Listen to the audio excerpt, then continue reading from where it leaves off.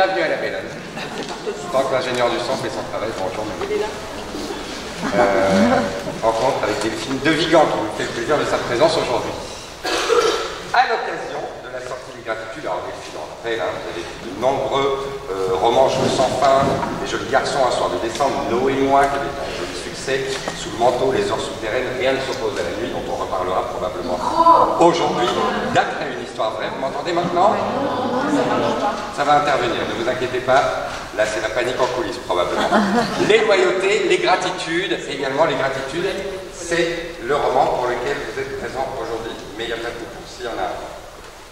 Regardez. Ah, ça va. Bonjour. Mais vous avez compris, vous savez de toute façon qui est votre invité, sinon vous ne seriez pas là. Merci d'être là, Delphine. Bonjour, merci à vous. Alors, nous allons parler de nombreux romans probablement, mais avant tout des Gratitudes, votre dernier roman chez Lattès. Il met en scène une vieille dame, et je ne dis pas vieille dame par hasard. Elle s'appelle Mishka. Mishka, elle commence à tout perdre, et à commencer par le langage. Elle va donc devoir quitter sa maison parce qu'elle ne peut plus habiter toute seule, et là, deux personnages vont la fréquenter. Tout d'abord Marie, qui est une jeune femme qui vient de manière très très régulière voir Mishka. On sait évidemment dès le début du roman que quelque chose de très intime lie ces deux femmes. Et ensuite Jérôme. Jérôme, c'est l'orthophoniste de Mishka dans sa maison de retraite. Alors Delphine de Vigan, la première question, c'est évidemment une vieille dame. On viendra sur le mot vieille dame. Elle n'a pas n'importe quelle maladie. Elle souffre d'aphasie, c'est-à-dire que les premiers symptômes de sa déchéance, parce que c'est de ça dont il s'agit, il ne faut pas avoir peur des mots, c'est justement le langage qui s'en va. J'imagine que quand une autrice parle de ça, ce n'est pas un hasard. Bonjour d'abord. Non, sans doute pas d'ailleurs, mais c'est toujours assez mystérieux d'ailleurs la manière dont les choses se font. On en parlait tout à l'heure, comment on mûrit un roman. Là, effectivement, il y a ce personnage de vieille dame qui est arrivé assez vite quand j'ai eu l'idée de ce texte. Et voilà, il se trouve que pour moi, évidemment, la perte du langage, sans doute, ça correspond pour l'écrivain que je suis à une angoisse. Enfin, perdre les mots, c'est sans doute l'angoisse de tout écrivain. Mais par ailleurs, c'était un formidable défi littéraire aussi, d'inventer la langue de cette dame qui, comme vous le disiez, souffre d'aphasie, mais qui est dans un stade de l'aphasie où en fait, elle remplace, on appelle ça paraphasie, elle remplace les mots qu'elle perd, les mots manquants, comme on dit, par d'autres mots qu'elle fabrique en fait. Donc soit ce sont des mots qu'elle invente totalement, des néologismes, soit ce qu'on appelle des mots valises qui sont fabriqués à partir de plusieurs mots, ce qui crée évidemment à la fois un effet comique, ou parfois d'ailleurs assez mélancolique, parce que ça raconte quelque chose de ce qu'elle ressent au fond, ça raconte quelque chose de ce qui se passe dans sa tête. Tout ça pour dire qu'évidemment pour l'écrivain que je suis, c'était le défi littéraire, entre autres, parce qu'il y en a d'autres dans ce texte, mais il y avait pour moi un grand plaisir, une dimension très ludique à travailler, à inventer cette langue. Ce qui explique aussi probablement que Mishka souffre d'aphasie. Et ça allège le texte évidemment, hein, parce que ça met de l'humour là où il n'est pas censé en avoir. Ça c'est déjà la première chose. On va essayer de pas trop dévoiler, hein, le roman, parce que je pense que tout le monde ne l'a pas encore lu ici. On va tenter de faire en tout cas cet exercice. Mais il y a une thématique centrale. La thématique centrale, c'est que nous venons tous de quelque part, et à ce titre, nous devons probablement tous quelque chose à quelqu'un. Possiblement le sac à dos énorme qu'on nous a mis sur le dos et qu'on ne parvient pas à porter, ou alors au contraire des choses qui ont fait que notre vie a été plus libre, plus belle, plus douce, plus ce qu'on attendait d'elle. Oui, oui, c'est un texte sur la gratitude, en effet, et c'est vraiment, pour moi, le centre du roman, même s'il y a d'autres thèmes. Vous avez parlé de la vieillesse, de la perte, c'en est un, bien sûr, qui est très présent dans le livre, et des liens, d'ailleurs, en général. Mais là, celui que j'avais, le lien que j'avais envie d'explorer sous différentes facettes, c'était cette idée, en effet, que nous devons tous quelque chose à quelqu'un. Il y a des petites choses, il y a des grandes choses, et donc souvent nous n'avons pas forcément l'occasion ou pas le temps parfois d'exprimer notre gratitude, de rendre grâce au fond, si on prend le sens étymologique du terme. Et donc voilà, je m'interrogeais moi-même sur les merci que j'ai prononcés et ceux que je n'ai pas prononcés. Et je me suis dit, mais je suis sûre que ça concerne chacun de nous. Et j'avais envie, voilà, d'explorer ces liens qui parfois sont dits et parfois ne sont pas dits à travers différents personnages. Donc on a parlé de Mishka, vous avez parlé aussi de Marie et de Jérôme, et tous sont reliés finalement par des gratitudes petites et grandes d'ailleurs. Il y en a qui sont plus intimes, il y en a qui sont plus historiques. Voilà, et c'est ce faisceau que j'avais envie de mettre en scène. Alors, les gratitudes, ça commence probablement par un mot qui est merci. C'est comme ça que le roman s'ouvre, d'ailleurs, et vous avez proposé de lire quelques passages. Donc je vous propose peut-être, pour toutes et tous ici, de lire les premières pages de ce roman où il va être question de ce mot « merci ». Alors, contrairement à la plupart des gens, j'enlève mes lunettes pour lire. Vous êtes-vous déjà demandé combien de fois par jour vous disiez merci ? Merci pour le sel, pour la porte, pour le renseignement. Merci pour la monnaie, pour la baguette, pour le paquet de cigarettes. Des merci de politesse, de convenance sociale, automatique, mécanique, presque vide. Parfois omis, parfois exagérément souligné. Merci à toi, merci pour tout. Merci infiniment, grand merci. Des merci de profession. Merci pour votre réponse, votre attention, votre collaboration.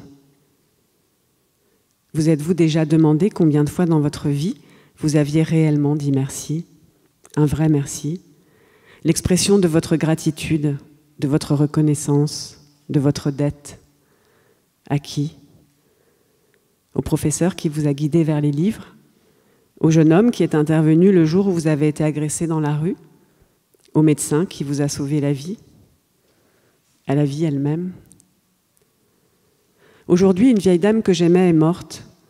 Je disais souvent, je lui dois énormément, ou peut-être que sans elle, je ne serais plus là. Je disais, elle compte beaucoup pour moi.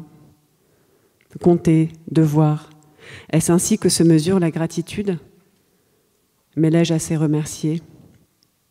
Ai-je suffisamment montré ma reconnaissance ? Ai-je été assez proche, assez présente, assez constante ? Alors je pense aux derniers mots, aux dernières heures, nos conversations, nos sourires, nos silences. Me reviennent les instants partagés. D'autres ont disparu et s'inventent ceux que j'ai manqués. J'essaye de retrouver ce jour où j'ai compris que quelque chose avait basculé et que le temps dorénavant nous serait compté. Merci Delphine de Vigan. Il y a des mots qui vont en revenir dans ce roman, et c'est un roman aussi sur les mots, hein, vous l'avez dit, avec l'invention de ce langage de Mishka. Il y a le mot vieille. Mishka, elle ne veut pas qu'on dise d'elle que c'est une dame âgée. Elle veut qu'on dise d'elle qu'elle est une vieille dame. C'était important pour vous que les mots restent ce qu'ils doivent être, qu'on arrête de contourner tout aujourd'hui et utiliser 4 mots là où en fait il en existe un et qu'il n'est pas nécessairement insultant. Oui, c'est elle. Enfin, c'est important pour elle, finalement. On comprend qu'elle a été correctrice quand elle était plus jeune. Donc, c'est une femme qui a travaillé avec les mots, ce qui explique d'ailleurs probablement que la perte du langage est d'autant plus douloureuse pour elle, parce qu'en plus, elle se rend compte que les mots lui échappent. Enfin, elle voit bien qu'elle peine de plus en plus à les trouver et elle sent qu'il y a quelque chose comme ça qui est en train de s'enfuir, qu'elle ne va pas pouvoir rattraper. Et en effet, elle dit pourquoi on dit les personnes personnes âgées. On ne dit pas les personnes jeunes, on dit les jeunes. Et pourquoi on ne dit pas les vieux? Voilà. Il y a un Belge assez célèbre qui a écrit une chanson sur les vieux et il disait leur monde est trop petit, du lit à la fenêtre, puis du lit au fauteuil et puis du lit au lit, ce qui est absolument effrayant. Et vous revenez, vous, sur ce mot petit. Vous dites...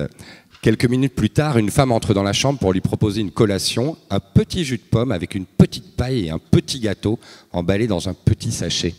C'est incroyable la manière dont, évidemment, quand on va dans un home, quand on va dans un hôpital, ce mot « petit » revient. Je vous ai amené une petite collation.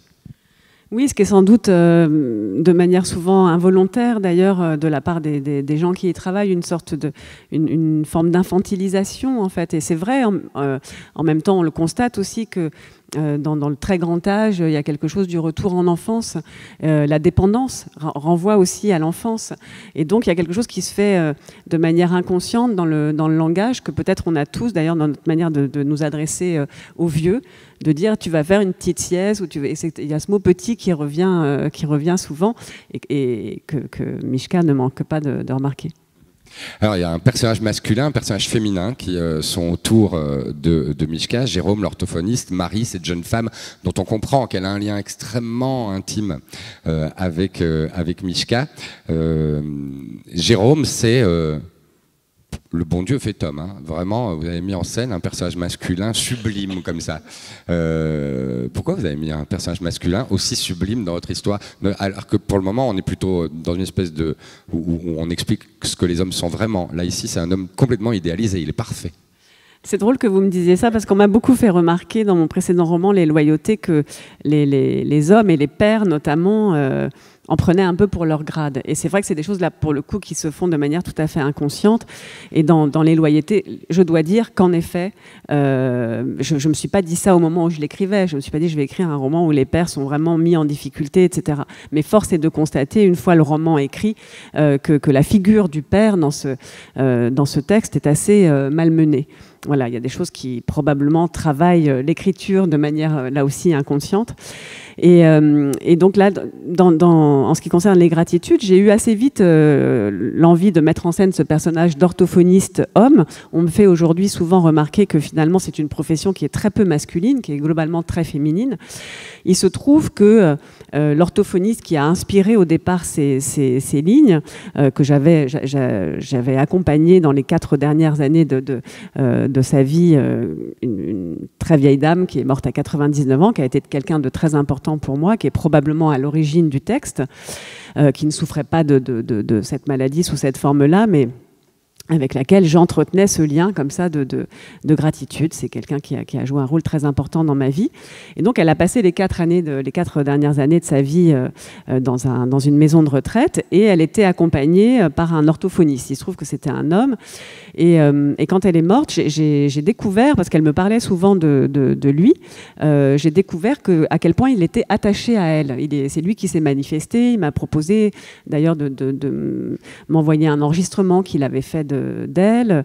Voilà, il m'a raconté à quel point finalement ces rendez-vous avec elle avaient été importants pour lui et c'était un rendez-vous auquel il tenait. Et je m'étais fait cette remarque, d'ailleurs je m'étais dit, c'est quand on est soignant, quel que soit le métier qu'on fait, oui, bien sûr qu'on doit probablement s'attacher parfois plus à certains patients qu'à d'autres. Je pense que toute personne qui travaille dans une relation d'aide, de soutien, de soins connaît ça, le mystère de cet attachement. Et donc voilà, quelques années après, donc elle est morte il y a maintenant plusieurs années, quand j'ai eu envie de revenir à ce texte, etc., je l'ai contactée parce que je voulais... sans être forcément dans une description très fine et très précise du métier d'orthophoniste, je voulais malgré tout qu'il y ait une forme de justesse. Et donc, j'ai pris contact avec lui, on s'est vu une première fois, je lui ai expliqué ce que je voulais faire, que je voulais parler non pas de la perte sèche du langage, si je puis dire, mais de la paraphasie et donc de cette capacité qu'ont certaines personnes à reconstruire des mots. Et donc, je voulais savoir si c'était possible ce que j'imaginais. Il m'a confirmé que ça existait tout à fait. Bon.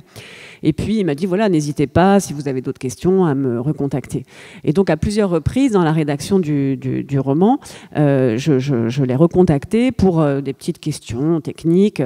Et il se trouve que cet homme est profondément bon et généreux de son temps. Et donc, à chaque fois, il me renvoyait des pages et des pages d'explications dont je n'avais nullement besoin, d'autant plus que j'étais dans cette forme assez épurée qui est celle des gratitudes. Donc, c'est un texte qui fonctionne vraiment sur l'économie de moyens, sur l'ellipse. Et il était pour moi pas du tout question de développer toutes les techniques d'orthophonie, mais lui, à chaque fois, me mettait toutes sortes de détails, etc., me renvoyait des mails de 4-5 pages. Et je me sentais un peu coupable parce que je sais qu'il est très occupé, qu'il est jeune papa, etc. Je me disais, il doit passer un temps fou à me faire ses mails. Et donc, malgré tout, je reposais une petite question en disant, juste dites-moi en quelques mots, est-ce que, par exemple, telle ou telle chose est possible? Et là, de nouveau, 5 pages, etc. Bon. Et au fond, maintenant, je me rends compte que le personnage s'est nourri de sa générosité. Plus que de ses explications techniques qui m'ont servi, bien sûr. Mais c'est ce que je lui ai dit. Je lui ai envoyé le livre une fois qu'il était terminé. Et je lui ai dit, il vous doit beaucoup, ce Jérôme, mais surtout, il doit beaucoup à la générosité et à la disponibilité de cet homme. Quelques monologues dans le roman, quelques courts chapitres. Il y en a un qui est consacré à Jérôme. Merci beaucoup. Et je voulais vous inviter à le lire. C'est page 41. C'est vous qui avez choisi, je précise.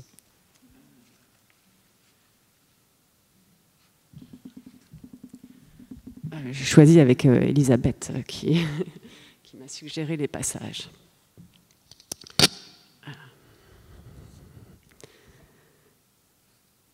Donc effectivement, c'est Jérôme qui parle. Quand je les rencontre pour la première fois, c'est toujours la même image que je cherche, celle de l'avant. Derrière leur regard flou, leurs gestes incertains, leur silhouette courbée ou pliée en deux, comme on tenterait de deviner sous un dessin au vilain feutre une esquisse originelle, je cherche le jeune homme ou la jeune femme qu'ils ont été. Je les observe et je me dis, elle aussi, lui aussi, a aimé, crié, joui, plongé, couru à en perdre haleine, monté des escaliers 4 à 4, dansé toute la nuit. Elle aussi, lui aussi, a pris des trains, des métros, marché dans la campagne, la montagne, bu du vin, fait la grasse matinée, discuté à bâton rompu. Cela m'émeut de penser à ça. Je ne peux pas m'empêcher de traquer cette image, de tenter de la ressusciter. J'aime voir les photos d'eux quand ils fixaient l'objectif sans avoir la moindre idée des dommages qu'ils allaient subir, ou quand cette idée n'était que pure théorie, quand ils se tenaient droit et n'avaient pas besoin d'appui. J'aime les découvrir dans la force de l'âge, mais à quel âge est-on le plus fort? 20 ans? 30 ans? 40? Parfois, il est impossible de faire le lien entre la jeune femme ou le jeune homme de la photo et la personne assise en face de moi.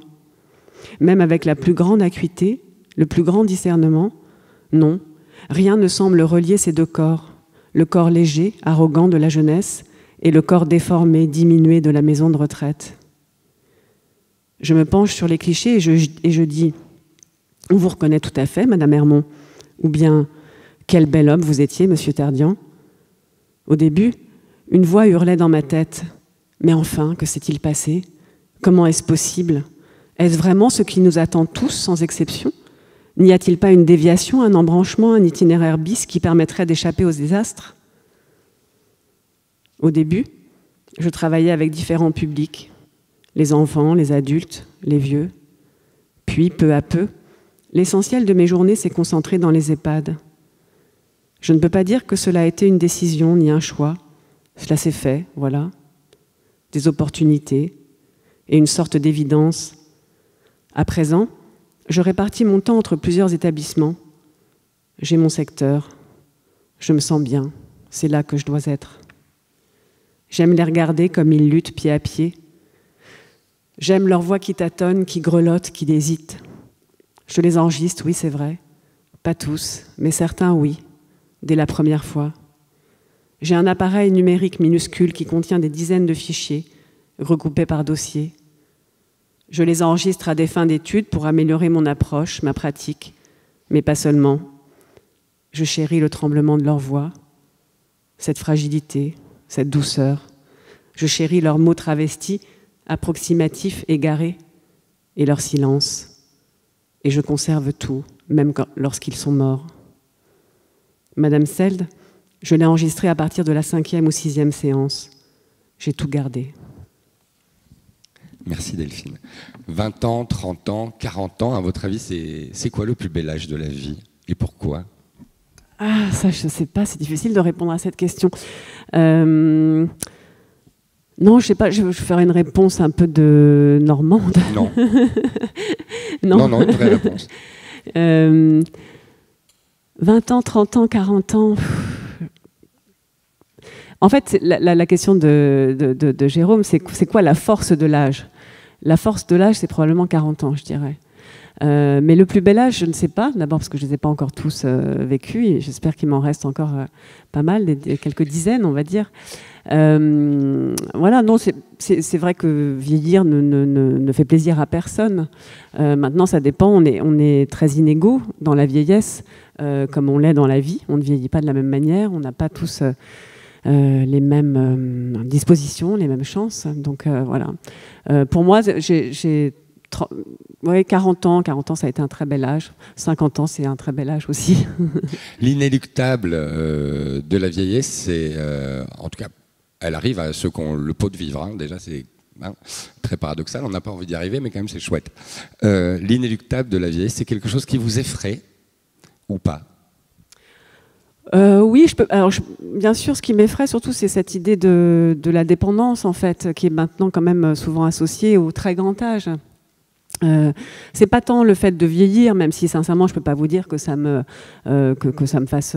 m'excite énormément de vieillir, mais voilà, pour moi c'est dans l'ordre des choses, et je commence d'ailleurs à entrevoir les bénéfices qu'il peut y avoir à vieillir. Et il y a un certain nombre de choses dont on se détache. Je me souviens d'ailleurs, c'est drôle comme parfois des conversations qu'on peut avoir avec des gens prennent sens 5 ans ou 10 ans plus tard, des choses qui vous étonnent. Et je me souviens notamment avoir eu une conversation je devais avoir 35 ans, avec une femme qui en avait 45 ou 50, autour de la séduction, et qui me parlait en fait de cette idée que justement c'était très reposant et paisible d'être débarrassé d'une certaine forme de séduction quand on vieillissait.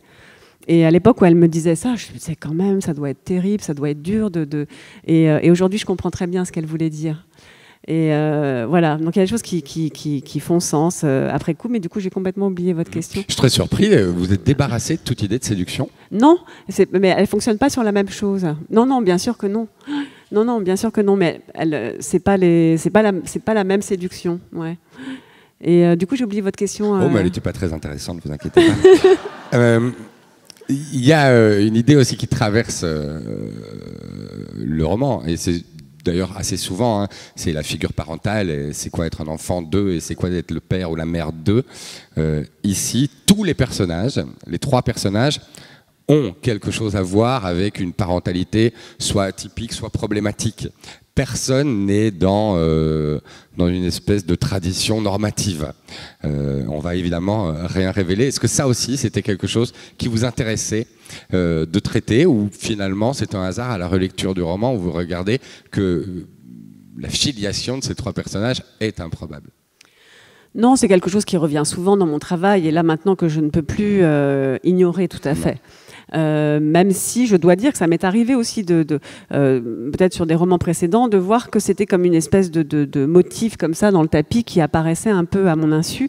Mais là, non, je ne peux pas vous dire ça, puisqu'en plus j'avais vraiment envie d'explorer ces liens justement qui ne sont pas forcément les liens du sang, mais qui sont ceux qui parfois nous aident à nous construire. Vous le disiez en introduction, on doit tous quelque chose à quelqu'un, et parfois, bien sûr, on doit à nos parents aussi, mais on doit aussi souvent à des gens qui ont été extérieurs, à des professeurs, à un professeur, à un médecin, un oncle, une tante, enfin quelqu'un de plus éloigné, un ami qui à un moment donné vous a tendu la main. Et c'était ça que j'avais envie d'explorer, donc de l'explorer de manière un peu plus historique. En ce qui concerne Mishka, j'en dis pas trop pour ceux qui ne l'ont pas lu, mais effectivement, elle doit beaucoup à des gens qui lui ont sauvé la vie.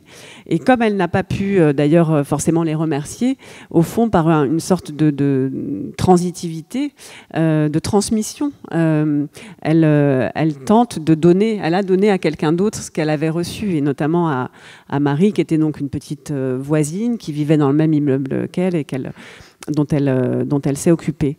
Voilà, oui, ça c'était le cas aussi dans mon précédent roman, Les Loyautés, parce que pour moi, ils fonctionnent un petit peu ensemble, même s'ils peuvent se lire tout à fait indépendamment l'un de l'autre. Il y avait ce professeur de SVT, Hélène, qui tout d'un coup est la seule personne qui se rend compte de la détresse d'un jeune garçon et potentiellement est la seule qui peut le sauver, en fait. Et voilà, c'est quelque chose qui, je dois dire, revient souvent dans mon travail de manière plus ou moins consciente, probablement parce que moi-même, je me suis beaucoup construite à travers ces figures extérieures. Il y a des adultes qui ont joué un rôle très très important dans ma vie. Et c'est étonnant parce que je le savais, mais là aussi, peut-être en vieillissant, je me rends compte à quel point ça a été important. C'est des choses qu'on sait intuitivement, mais peut-être que quand on est jeune, on est justement tellement occupé à tenter de stabiliser plus ou moins l'embarcation que voilà, après coup, peut-être quand elle est un petit peu stabilisée, on se rend compte qu'on a pu s'appuyer vraiment sur certaines personnes. Vous devez un petit peu la vie à des gens qui ne sont pas vos parents, hein, d'autres. On vous a sauvé la vie, comme on dit. Quel sens ça a? Parce que sauver la vie, ça veut dire qu'on renaît. Si on renaît, ça veut dire qu'on a probablement été réaccouché. Quel sens ça a pour vous, ça? Parce que ça a évidemment intimement à voir avec ce mot, les gratitudes. Oui, bah ça a beaucoup de sens et effectivement, en ce qui me concerne, j'ai vraiment éprouvé le besoin de dire merci à plusieurs moments de ma vie, d'exprimer ma gratitude. La première personne à laquelle je pense, c'est le médecin qui s'est occupé de moi quand j'étais anorexique, quand j'étais malade. Oui, vraiment, je peux dire, même si ça paraît très emphatique de le dire comme ça, qu'il m'a sauvé la vie. Je l'ai raconté dans mon premier roman. Ça a été une rencontre déterminante et je ne suis pas du tout sûre que je m'en serais sortie si je ne l'avais pas rencontré lui. Et donc, quand des années plus tard, quand j'ai écrit le roman, quand le roman a paru, je l'ai retrouvé. Je voulais lui envoyer le livre, qui lui est dédicacé d'ailleurs. Bon, je peux parler un peu en son nom, je crois qu'il en a quand même été touché. Ceci dit, il a sauvé beaucoup d'autres jeunes femmes et d'autres jeunes gens. Et puis, il y a un an ou deux, avec la grande Sophie, on a fait une tournée, on a joué une sorte de lecture musicale qui reposait sur plusieurs textes pour ma part, et des différentes chansons qui venaient de plusieurs de ses albums. Et dans cette lecture musicale, il se trouve qu'il y avait pas mal d'extraits de Jours sans fin, ce premier roman. Et donc, on a tourné un peu partout en France et on a joué à Dijon, où cet homme a exercé pendant des années. Il vient de prendre sa retraite. Et voilà, un soir, je savais qu'il serait dans la salle et je lisais un extrait justement où je parlais de ça, de cette renaissance. Et voilà, c'était évidemment très émouvant. Mais pour moi, c'était une nouvelle occasion, presque 30 ans après, de redire merci, en fait. Et ce que je trouve très beau finalement dans la gratitude, les autres fois où ça m'est arrivé de le faire, mais il m'est arrivé de ne pas avoir le temps de le faire, ou de ne pas savoir le faire, bien sûr, comme tout le monde. Mais les autres fois où ça m'est arrivé de pouvoir le faire, ce que j'aime beaucoup, c'est vraiment l'idée du partage, au fond. C'est que dire à quelqu'un, c'est grâce à toi, c'est grâce à vous que j'ai fait ci, que j'ai fait ça, que j'ai aimé la littérature, c'est partager, en fait, ce bienfait avec lui. Et c'est ce que je trouve très beau. Et quand parfois il m'est arrivé que des gens m'expriment leur gratitude, c'est des moments qui sont souvent un petit peu embarrassants, mais finalement dont on a besoin aussi. Le personnage de Marie, on y vient pour une nouvelle lecture, Delphine de Vigan. Elle aussi, évidemment, a les passages où elle s'exprime, et elle s'exprime notamment sur sa peur, probablement, de vieillir, et elle évoque ce qui pourrait éventuellement lui manquer.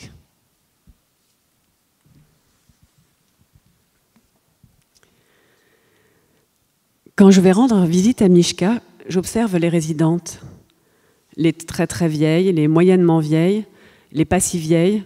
Et parfois j'ai envie de leur demander « Est-ce que quelqu'un vous caresse encore? Est-ce que quelqu'un vous prend dans ses bras? Depuis combien de temps une autre peau n'est pas entrée en contact avec la vôtre ?» Quand je m'imagine vieille, vraiment vieille, Quand j'essaye de me projeter dans 40 ou 50 ans, ce qui me paraît le plus douloureux, le plus insoutenable, c'est l'idée que plus personne ne me touche. La disparition progressive ou brutale du contact physique. Peut-être que le besoin n'est plus le même, que le corps se rétracte, se recroqueville, s'engourdit, comme lors d'un long jeûne. Ou peut-être qu'au contraire, il crie famine, un cri muet, insoutenable, que plus personne ne veut entendre. Quand Michke s'avance vers moi, de son pas chancelant, mal équilibré, j'aimerais la serrer contre moi, lui insuffler quelque chose de ma force, de mon énergie. Mais je m'arrête avant de la prendre dans mes bras. Une pudeur, sans doute, et la peur de lui faire mal. Elle est devenue si frêle. Quand je serai vieille, je m'allongerai sur mon lit ou me calerai les reins dans un fauteuil et j'écouterai la musique que j'écoute aujourd'hui, celle qui passe à la radio ou dans les boîtes de nuit. Je fermerai les yeux pour retrouver la sensation de mon corps en train de danser, mon corps délié, souple, obéissant, mon corps au milieu des autres corps, mon corps affranchi de tout regard quand je danse seule au milieu de mon salon. Quand je serai vieille, je passerai des heures ainsi, attentive à chaque son, à chaque note, à chaque impulsion.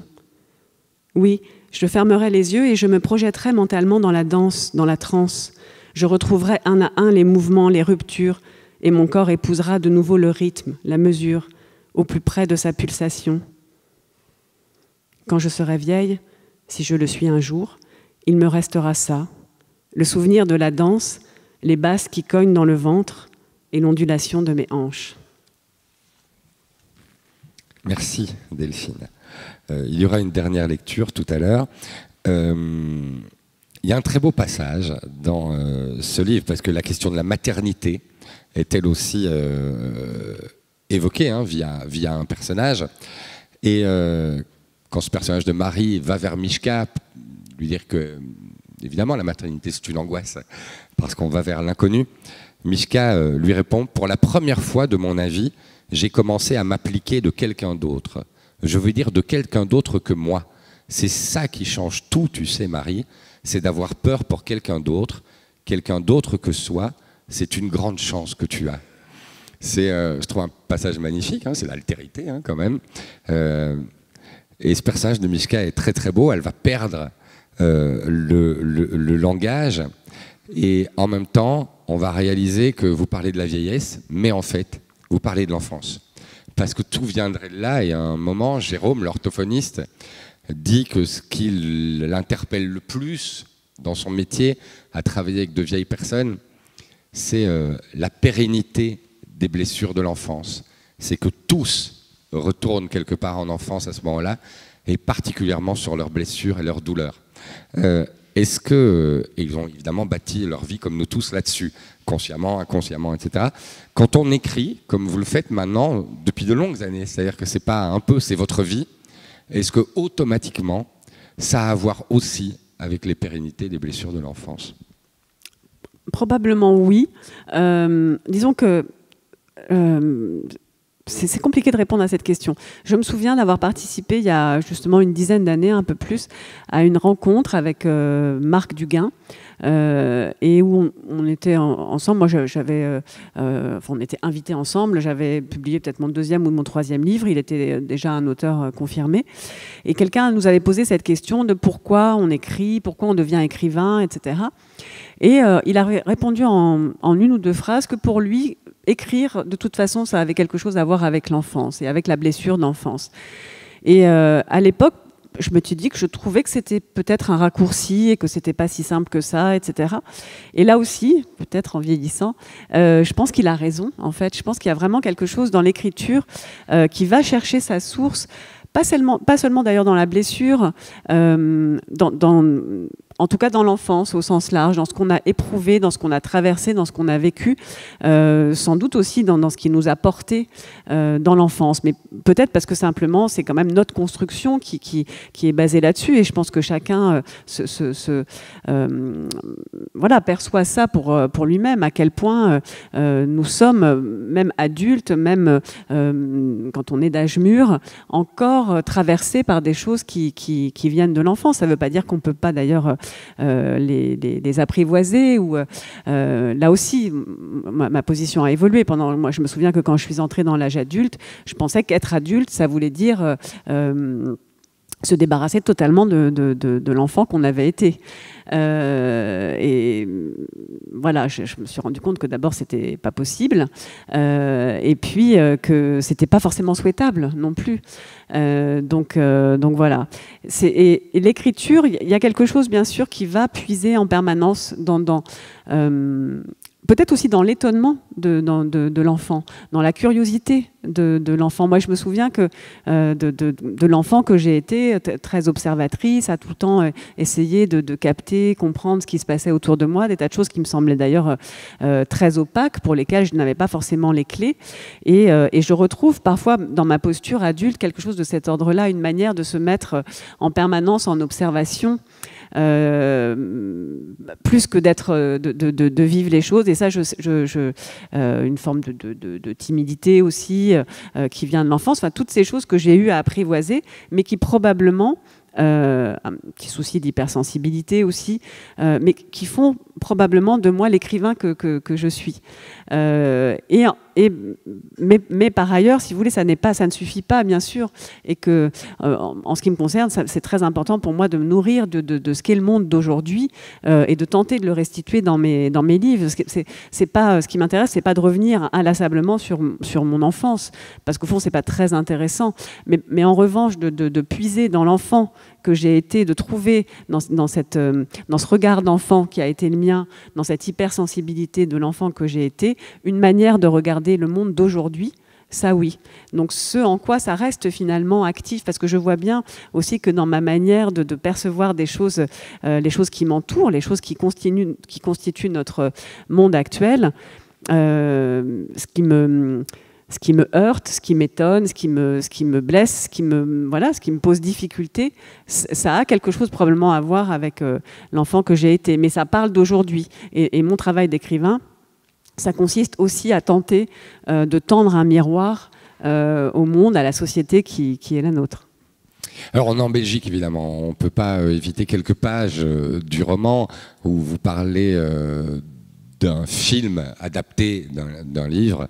C'est le roman de Dimitri Verhulst qui s'appelle De Ella Seid van der Ding, la merditude des choses, qui est devenu un formidable film de Félix van Groningen que vous avez vu et que vous avez relié finalement à votre roman Les Gratitudes, parce que, in fine, c'est un film sur la gratitude, c'est un roman sur la gratitude. Comment ça s'est passé? Est-ce que vous l'aviez vu des années auparavant et il est venu se greffer au livre, ou finalement c'est un film que vous avez vu pendant que vous écriviez et que là ça vous a sauté aux yeux, que finalement, ben là aussi c'était le même sujet? Non, je l'avais vu il y a plusieurs années, et quand je l'avais vu, c'était à l'époque où le film est sorti en France. Cette femme dont je parlais au début, cette vieille dame qui a été à l'origine du livre, était justement encore dans cette maison de retraite. Elle était encore vivante. Et dans le film, donc voilà, qui raconte, je pense que beaucoup d'entre vous l'ont vu, la jeunesse enfin les premières années, les années d'adolescence ou d'un très jeune garçon qui vit dans une famille complètement dysfonctionnelle, avec son père qui revient vivre chez sa propre mère, la grand-mère. Ils vivent avec les frères. C'est une précarité sociale très importante. Ils boivent de la bière, les frères, toute la journée. On fait ça, nous, les Belges. Et pas seulement, je crois. Et donc voilà, le père est parfois violent avec ce jeune garçon. Il y a de l'amour en même temps dans tout ça, mais il y a aussi beaucoup de détresse au fond. Et donc, à un moment donné, une assistante sociale débarque et le jeune garçon est envoyé dans un internat. Il devient écrivain, etc. Bon. Et donc, il y a cette scène magnifique vers la fin du film où, oui, parce que le père pense que c'est sa propre mère, la grand-mère, qui les a dénoncés. Et que donc, c'est elle qui a fait appel à l'assistante sociale. Il est furieux et voilà, il s'en prend à elle et elle ne dit rien.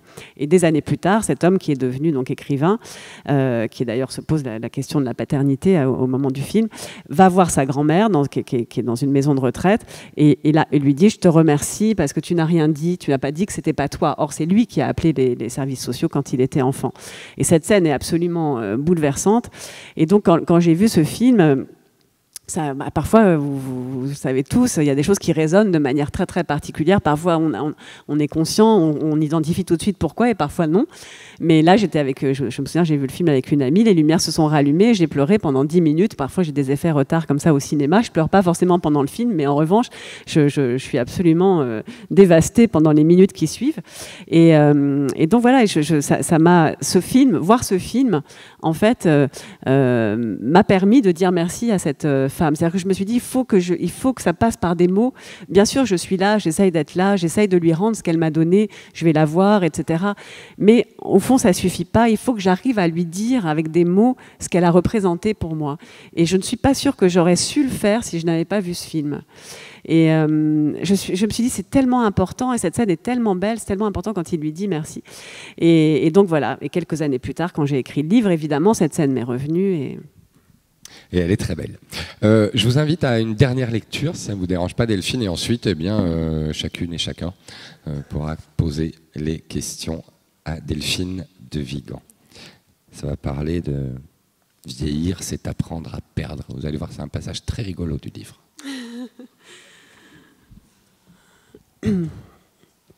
Donc là, c'est un passage de... Donc c'est Jérôme qui parle, l'orthophoniste. Effectivement, il a un petit coup de mou. Vieillir, c'est apprendre à perdre. Encaisser chaque semaine ou presque un nouveau déficit, une nouvelle altération, un nouveau dommage. Voilà ce que je vois. Et plus rien ne figure dans la colonne des profits. Un jour, ne plus pouvoir courir, marcher, se pencher, se baisser, soulever, tendre, plier, se tourner, de ce côté puis de l'autre, ni en avant, ni en arrière, plus le matin, plus le soir, plus du tout. S'accommoder sans cesse. Perdre la mémoire, perdre ses repères, perdre ses mots. Perdre l'équilibre, la vue, la notion du temps, perdre le sommeil, perdre l'ouïe, perdre la boule. Perdre ce qui vous a été donné, ce que vous avez gagné, ce que vous avez mérité, ce pourquoi vous vous êtes battu, ce que vous pensiez tenir à jamais. Se réajuster, se réorganiser, faire sans, passer outre, n'avoir plus rien à perdre. Ça commence par de petites choses, et puis ça s'accélère.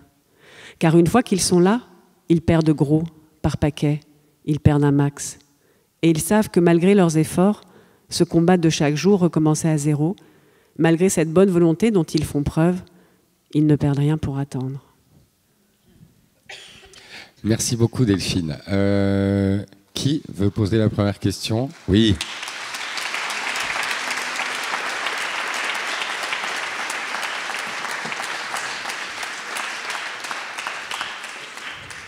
Qui veut poser la première question? Il suffit de lever le bras et le jeune homme là a un micro. C'est toujours la même chose, c'est juste la première personne qui doit avoir un tout petit peu de courage et puis vous allez voir après ça marche. Madame.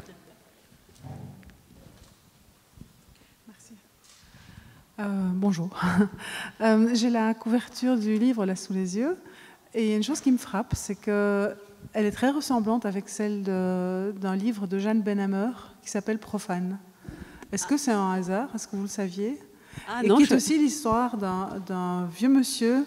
Bon, c'est peut-être la seule chose qui est en commun, mais c'est aussi l'histoire d'un très vieux monsieur qui organise toute sa fin de vie. Et c'est quand même aussi l'histoire de ce vieux monsieur vieillissant, mais aussi son rapport aux personnes qu'il met autour de lui, en place autour de lui pour aider à gérer la dernière partie de sa vie. Mais je ne sais pas si vous saviez, mais c'est... Non, je ne le savais pas. J'aime beaucoup Jeanne Benhammer. C'est un auteur que j'ai pas lu Profane.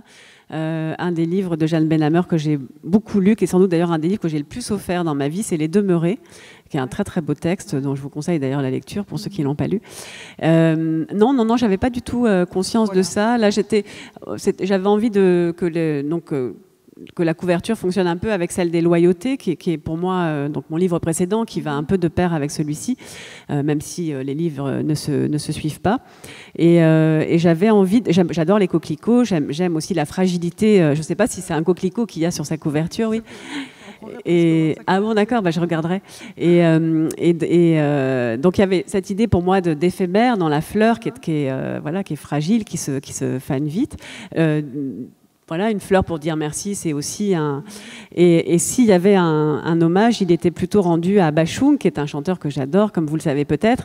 Et il se trouve qu'il a sorti donc l'album posthume là, qui est sorti il n'y a pas longtemps. La pochette est très proche aussi, c'est un coquelicot également. Et donc voilà, donc après j'ai cherché une photo de coquelicot sur internet, j'ai trouvé cette photo que je trouvais assez belle et c'est assez drôle parce que c'est un photographe amateur qui fait des photos de fleurs pendant ses week-ends et donc à qui on a demandé les droits pour cette photo. Merci. Voilà, une question, s'il vous plaît. Il suffit de relever la main, en plus le garçon est charmant, il vous approchera. Allez, dites-nous. Hop, voilà, là-bas, mademoiselle. Bonjour. Je voulais savoir, bon, pour tout le monde, je crois que c'est un peu difficile de trouver sa voix dans tous les sens du terme au quotidien. Et quand on a, enfin, dans votre livre d'après une histoire vraie, on sent vraiment la difficulté de la page blanche et de l'écriture. Donc je voulais savoir, quand vous n'êtes pas en train d'écrire le livre d'après une histoire vraie, comment vous trouvez votre inspiration et votre motivation au quotidien pour lire et pour écrire? Voilà, merci. Alors, juste pour revenir sur d'après une histoire vraie, contrairement au titre, hein, il ne faut pas se fier forcément à la... C'est vraiment un texte qui mêle le vrai et le faux et qui joue avec les codes. En ce qui me concerne, j'ai pas... Alors, l'inspiration, par exemple, c'est un mot que j'utilise assez peu parce que c'est pas vraiment ça qui nous fait écrire. Souvent, si je tente de décrire mon processus créatif, il obéit plus ou moins aux mêmes étapes.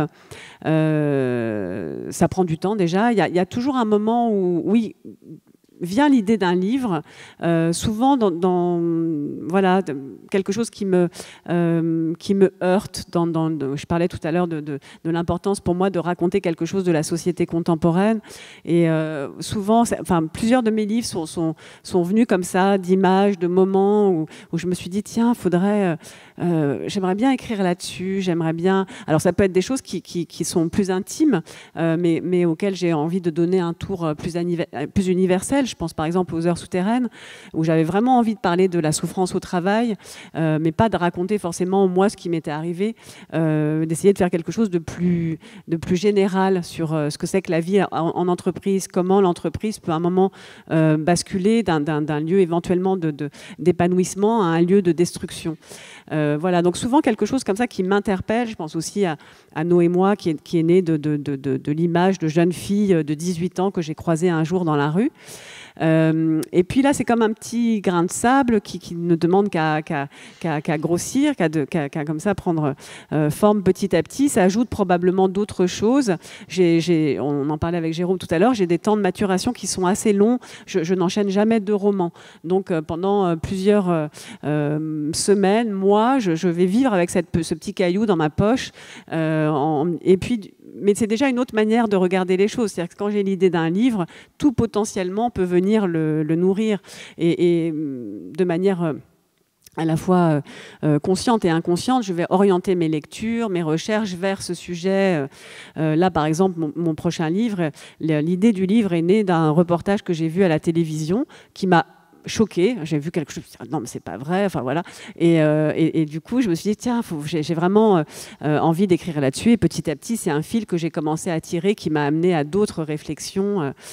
Voilà, donc ça prend un peu de temps. Souvent, ça s'accompagne, si besoin, d'une période de recherche, en fait, de documentation, qui va là aussi prendre des formes différentes selon les romans. Ça peut être rencontrer des gens qui sont des spécialistes, entre guillemets, du sujet que je veux aborder. Ça peut être des recherches plus documentaires, des lectures, etc. Et puis ensuite, pour une raison d'ailleurs souvent assez obscure, vient le moment de l'écriture, c'est-à-dire un moment où voilà, mon petit sac est plein et il n'y a plus qu'à s'y mettre. Et là, c'est ça n'a plus grand-chose à voir avec l'inspiration. Au fond, c'est se mettre au travail, c'est allumer son ordinateur tous les jours. Et il y a des jours où ça marche et il y a des jours où ça ne marche pas.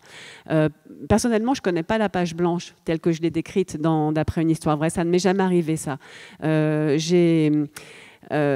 Après, Rien ne s'oppose à la nuit, qui était voilà, un texte qui avait été très éprouvant pour moi sur le plan émotionnel, j'ai senti très vite que ce n'était pas la peine en fait, de me remettre au travail, que peut-être il se passerait beaucoup de temps avant que j'écrive un autre livre. Et probablement, si j'avais allumé l'ordinateur à ce moment-là, oui, j'aurais été, comme la narratrice de D'après une histoire vraie, devant la page blanche avec le curseur qui clignote. Mais... voilà, il se trouve qu'en plus j'avais eu la chance de discuter avec un ou deux auteurs qui avaient connu des succès importants et qui j'avais retenu ça de ces échanges, qu'il fallait savoir refaire le silence, retrouver sa propre trajectoire. Et 4 ans séparent Rien ne s'oppose à la nuit de D'après une histoire vraie. Et le jour où je me suis remise au travail sur D'après une histoire vraie, c'est le moment où j'ai senti que j'étais de nouveau en mesure d'écrire. Alors bien sûr qu'il y a des jours où ça va plus ou moins. C'est pour ça que ce mot d'inspiration, pour moi, c'est très rare qu'on soit inspiré comme ça. Parfois, les gens ont une image de l'écrivain qui se met à sa table et tout d'un coup, il écrit 20 pages comme ça. Bon, moi, ça m'arrive jamais, en fait. C'est beaucoup de travail, c'est beaucoup d'hésitation, c'est beaucoup de moments de doute, de la relecture, voilà. Mais j'ai pour l'instant cette chance, je touche du bois, qu'en général, quand je m'y mets, oui, alors il y a des jours où ça va aller plus vite que d'autres, mais c'est dans la discipline, en tout cas, c'est dans le rendez-vous avec le texte que je trouve finalement l'élan, plus que dans l'inspiration. Si vous voulez tordre le cou à cette drôle idée de l'inspiration, vous pouvez lire La bête qui meurt de Philippe Roth. À la fin, il devient professeur de peinture dans un home et il y a une vieille dame qui vient lui dire « Oh, aujourd'hui, je ne vais pas travailler, j'ai pas d'inspiration. » Et il lui dit « L'inspiration, c'est un truc de mufle. Vous savez, nous, les professionnels, on se met à notre table et on travaille. L'inspiration, c'est un truc d'amateur. » Il leur dit. C'est probablement assez vrai. Dernière question. Allez, s'il vous plaît. Oui, madame, au milieu.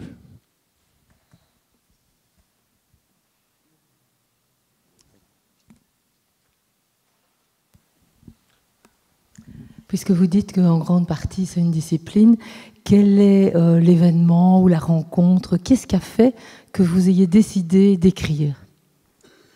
C'est une question à laquelle j'ai jamais vraiment su répondre parce que je raconte souvent que j'ai longtemps écrit un journal intime. Quand j'étais petite, en fait, j'ai commencé vers l'âge de 12 ans un journal intime que j'ai tenu quasiment jusqu'à l'âge de 29 ans. Et ça, c'est une écriture qui n'était pas du tout destinée à être lue et qui reste d'ailleurs très secrète. Et j'espère de tout cœur qu'aucune de ces lignes, de ces pages ne sera jamais publiée.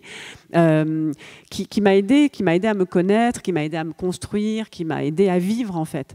Et comment je suis passée de cette écriture très intime à une écriture romanesque, je ne le sais pas très bien. C'est-à-dire qu'à un moment donné, le souvenir que j'en ai, si j'essaye de reconstituer un peu les choses, c'est que voilà, mes enfants sont nés, je trouvais plus le temps en travaillant en entreprise, je trouvais plus le temps d'écrire comme ça tous les soirs, ou plus, je trouvais plus de sens à cette écriture. J'ai arrêté. Et j'ai arrêté pendant plusieurs mois, je n'ai pas du tout écrit. Et un jour, l'écriture que j'avais chassée par la fenêtre est revenue par la porte, ou l'inverse. Et voilà, un jour m'est venue cette idée, assez invraisemblable d'ailleurs, d'écrire un roman et de l'envoyer par la poste. Je me suis dit, voilà ce que je vais faire. Je vais écrire un roman et je vais l'envoyer par la poste. Pourquoi? Quel a été le déclic? Je ne saurais pas vous dire. L'écriture me manquait, sans aucun doute. Peut-être que j'étais arrivée à la fin de cette écriture, justement, personnelle, qui n'avait pas de préoccupation formelle, si ce n'est que celle de tenter de dire ce que je ressentais, de mettre des mots sur des choses qui m'importaient ou qui me blessaient. Mais voilà, c'est très différent d'écrire pour être lu. C'est une toute autre démarche. Et là, voilà, j'ai eu l'idée quand même de passer un certain temps à écrire un roman en me disant je vais l'envoyer par la poste. Je ne saurais pas vous dire pourquoi, et d'ailleurs quand j'ai été publiée, que j'en ai parfois parlé avec des amis avec qui j'avais été étudiante, il paraît que je disais quand j'étais étudiante, quand j'avais une vingtaine d'années, que j'écrirais à la retraite.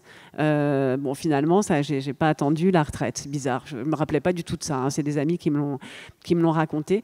Mais voilà, l'écriture a toujours, enfin depuis très longtemps, fait partie de ma vie. Mais qu'est-ce qui a fait que j'ai basculé dans cette manière d'être au monde, parce que c'est vraiment écrire, c'est une manière d'être au monde, je ne sais pas très bien.